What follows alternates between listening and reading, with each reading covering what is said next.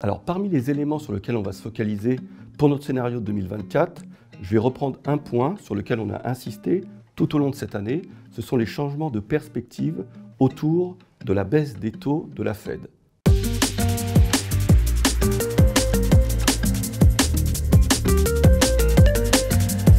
On attendait finalement en mars de cette année, alors que le marché avait connu son plus haut, on attendait des baisses fortes qui allaient survenir au cours du premier semestre 2024.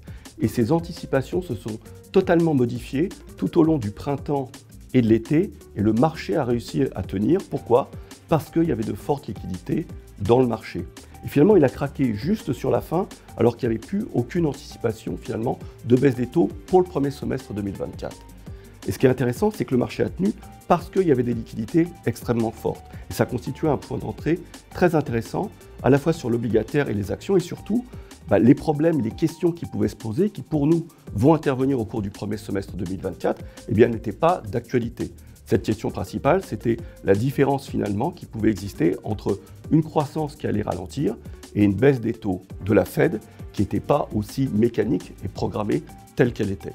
Donc pour le premier semestre 2024, l'élément qu'il peut y avoir, c'est ce décalage entre un ralentissement de la croissance et éventuellement des taux de la Fed qui ne baissent pas si rapidement que ça, mais il faudra se souvenir à ce moment-là des liquidités très importantes qui peuvent être réinvesties. Et puis peut-être en fil rouge, on parle souvent de géopolitique, mais cette année, on pense que le fil rouge, ça sera plutôt les élections, à la fois les élections Taïwan qui commencent en janvier, européennes, et puis les élections américaines de Trump, mais ça sera pour cette fin 2024. La désinflation renforce la probabilité d'un scénario bénin, notamment de moindres tensions sur les marchés obligataires. Donc ce vent contraire devrait s'effacer pour les actions internationales.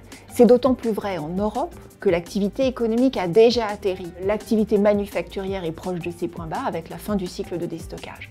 En 2024, par ailleurs, on aura une amélioration du pouvoir d'achat des ménages par la remontée des salaires réels avec la baisse de l'inflation. Donc on a une zone économique qui est peu représentée dans les portefeuilles des investisseurs internationaux, présente une valorisation attractive et de surcroît pourrait surprendre favorablement. C'est un cocktail qui est plutôt favorable pour les actions et particulièrement pour les petites et moyennes capitalisations dont les perspectives de résultats, après une très forte période de sous-performance, sont 2 fois supérieures à celles des grandes capitalisations. Alors l'ESG a eu moins bonne presse en 2023, mais notamment du fait de la contre-performance de certains thèmes à la mode qui avaient bien surperformé auparavant, tels que les énergies renouvelables. Pour autant, notre expérience de l'ESG dans une approche internationale très diversifiée reste positive. En effet, une gestion prudentielle de la sélection de valeurs par l'exclusion des acteurs à risque et une sélection positive des valeurs par la qualité de la gouvernance et donc de la capacité des entreprises à aborder les enjeux environnementaux et sociétaux reste un vecteur de surperformance.